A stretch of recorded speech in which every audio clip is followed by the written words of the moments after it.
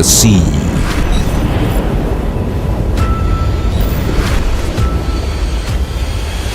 Vast.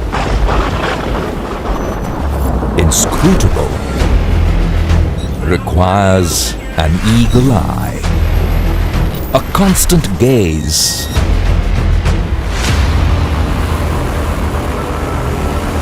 On all that pass.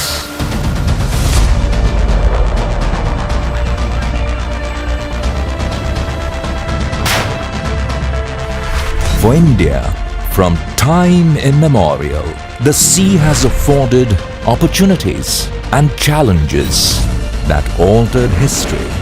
Change has always come from the sea, generation after generation. The sea is where it starts. A benevolent eye, a piercing gaze,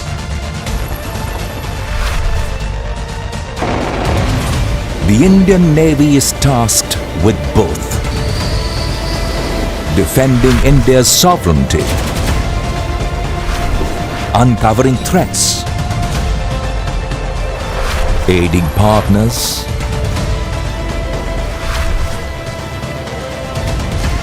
securing the world's busiest trade routes.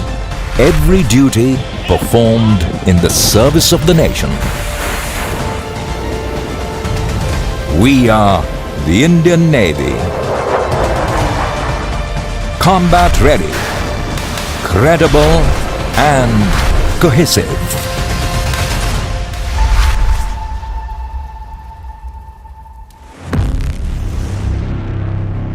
Exactly 49 years ago, we had an opportunity to serve our nation as a force at sea.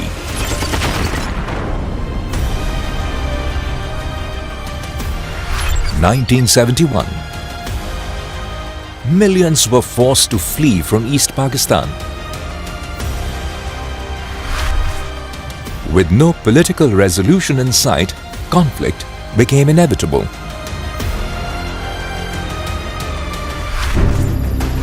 The Navy was tasked with delivering the hammer blow from the sea, with strikes aimed at decisive outcomes. Destruction of all Pakistani assets at sea and on land. Control of the sea in defense of the homeland. Total blockade of movements from ports in both East and West Pakistan. The 1971 war was a watershed moment in the history of the Indian Navy. Admiral S.M. Nanda, the then Chief of the Naval Staff, was very clear that the Indian Navy must adopt an aggressive posture. The Indian Navy's contributions were instrumental in India gaining decisive victory in the war and towards the creation of a new friendly neighbor. The night of 4th December 1971, it began with a daring, unprecedented strike by missile boats on Karachi, inflicting extensive damage to Karachi harbour and shipping. Since then, we celebrate the momentous day of 4th December as Indian Navy Day.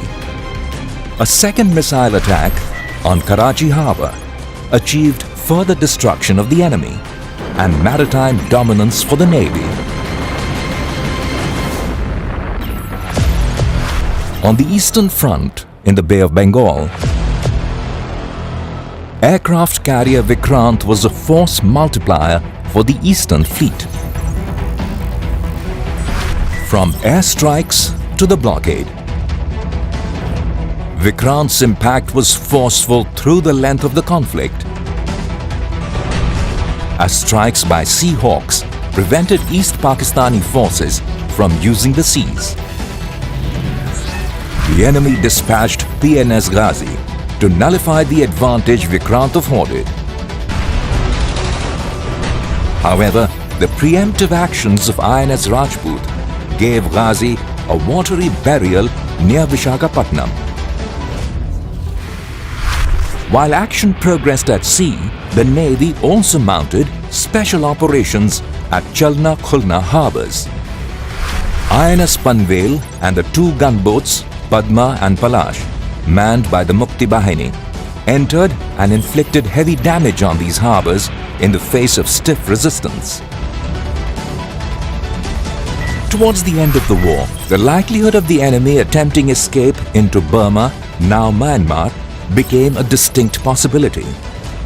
To prevent this, the Indian Navy executed an amphibious landing for the first time in the history of India. As we celebrate our victories, we also pay homage to the brave martyrs of INS Khukri, who made the supreme sacrifice in discharging their duty in the late hours of 9th December. We owe a debt of gratitude to martyrs and veterans of the 1971 war. So this year, we begin the Golden Jubilee celebrations of our victory and the Navy's decisive role in the conquest of a foe and the creation of a friendly neighbor.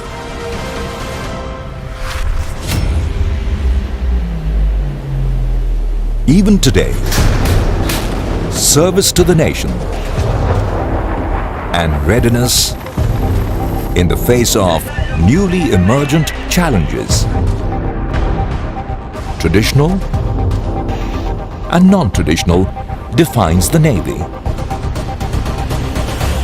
As tensions simmered along the northern borders, the Navy also increased its operational readiness and preemptive deployment.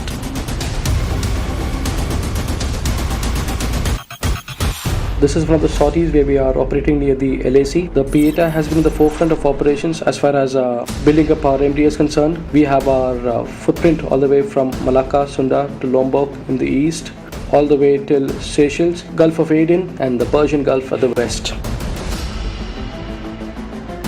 We are getting many tri-service operations coordinating with Indian Air Force and Indian Army. When COVID-19 appeared as a threat to all humanity, the world started looking inwards. But the Indian Navy stepped out, putting its shoulder firmly to the wheel in support of national efforts. We created 24/7 telemedicine facilities, mobile dispensaries, mobile blood collection centers, state-of-the-art labs for testing facilities, and also COVID management centers across all naval hospitals, across all commands. We were able to save a lot of lives, prevent a lot of infections, and also keep our sea warriors combat ready without affecting operational readiness. Operation Samudra Setu and Mission Sagar represent important examples of how the Navy supported India's efforts, proving the adage, the seas connect, they don't divide. Though very noble, the task had its own challenges. We had to adopt extreme measures to keep everybody safe, comfortable, and most importantly, to prevent any case of COVID on board. Launched on 5th May 2020, Operation Samudra Setu or Sea Bridge was part of Mission Vande Bharat, the wider national effort to repatriate Indian citizens. Over 55 days, covering 23,000 kilometers, it was the largest such repatriation by the Indian Navy till date. The Navy remained committed to partners in the Indian Ocean region with neighborhood first as the key mantra. The Prime Minister's vision of Sagar, security and growth for all in the region, was consolidated during COVID. Naval aircraft flew multiple sorties, ferrying equipment, medical personnel, and medicine across the country. There were many of the doctors and many of the nurses and many of the paramedical personnel who were themselves as a part of this war afflicted by COVID-19. They had to be hospitalized, they fought the illness, recovered, and come back to join the battle again. We are indeed proud of our healthcare workers. the Navy tackled the unprecedented and extraordinary challenge. Special protocols were swiftly deployed to prevent COVID-19 spread on Navy ships, ensuring that caregivers would not be care seekers. Sick bay complex has 2 isolation wards, that is 1 and 2. Therefore, 8 patients can be isolated in these wards. The speciality about these wards is that the circulation is enclosed. The air is directly sucked from the atmosphere and then it is exhaust is directly to the outside, so that the circulation inside does not get mixed with the ventilation which is for the remaining of the ship. All naval personnel walked the extra mile during these difficult times, coming together with a sense of commitment and courage, converting adversity into opportunity through innovation and ingenuity.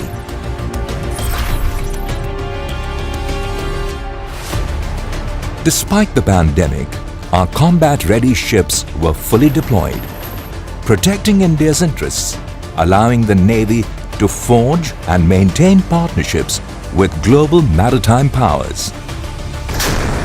Our operational readiness keeps the oceans peaceful and supports a free and open maritime space for regional prosperity. The 24th edition of Malabar Naval Exercise off the Indian shores, a showcase of synergy and coordination between friendly navies. It is based on shared values and commitment to an open, inclusive Indo-Pacific and a rules-based international order. With 2 extremely powerful aircraft carrier groups operating in tandem, this edition of the exercise saw interaction of various kinds, ranging from complex air-to-air maneuvers between the jets that operated from the deck of Vikramaditya and those that operated from USS Nimitz. We fight as we train, in which we interact with the foreign navies, with the air arm, and we revise our procedures, revisit our SOPs, and finally we can very proudly say that we are completely interoperable. We also been involved in advanced coordinated anti-submarine exercises, underway replenishment, anti-air firing, and lot of surface firing exercises. Since we have been exercising with these navies for some time, there is a good sense of comfort level and high degree of interoperability. As we spend more time at sea doing advanced level of exercises, a level operating together for a common goal will only get better in the years to come. Indian and Japanese naval forces conducted exercises near the Malacca Straits. Indian Navy exercised and operated with navies of Bangladesh, Indonesia, Myanmar, Oman, Russia, Singapore, Sri Lanka, and Thailand. When merchant ship New Diamond, carrying 270,000 tons of oil, caught fire off the eastern coast of Sri Lanka, Indian Navy responded to help douse the flames. The Indian Navy has emerged as the preferred security partner for the region. Indigenous shipbuilding activities continued despite COVID, making India self-reliant, while ploughing investment back into the Indian economy. INLCU L-57 was commissioned into the Indian Navy at Port Blair, an amphibious vessel tasked with transporting and deploying troops and equipment from ship to shore. INS Kavaratti, the last of the 4 indigenously built anti-submarine warfare stealth corvettes, was commissioned as a combat-ready platform. Vagir launched. Indigenously made, it is the 5th among the 6 Kalvari-class submarines. India's first indigenous aircraft carrier went through basin trials and will soon be ready for sea trials. Design and construction of aircraft carriers, because of their scale, complexities and legacy experience, is immensely challenging. The maiden attempt of Indian Navy to indigenously design and build an aircraft carrier therefore assumes special significance. With more than 78% of the equipment and material being sourced from indigenous suppliers, IAC is a true reflection of Prime Minister's vision of Atmanirbhar Bharat. IAC has completed trials of equipment and systems in harbour and is now being readied for sea trials. Ships delivery being targeted by end 2021 will take India into elite group of nations having niche capabilities of design and construction of an aircraft carrier. Naval Innovation and Indigenization Organization is a step towards the goal of Atmanirbhar Bharat, New India, a trusted regional power, an aspiring economic powerhouse, can no longer neglect the sea. The Indian Navy builds trust and bridges with our maritime neighbors in the Indian Ocean region, while maintaining a keen gaze on matters affecting India's national security. Going forward, India must be a friend with friends and a merciless foe to our enemies. We must never forget that for India, the sea is where it starts. Therefore, the Indian Navy will forever be combat ready, credible and cohesive.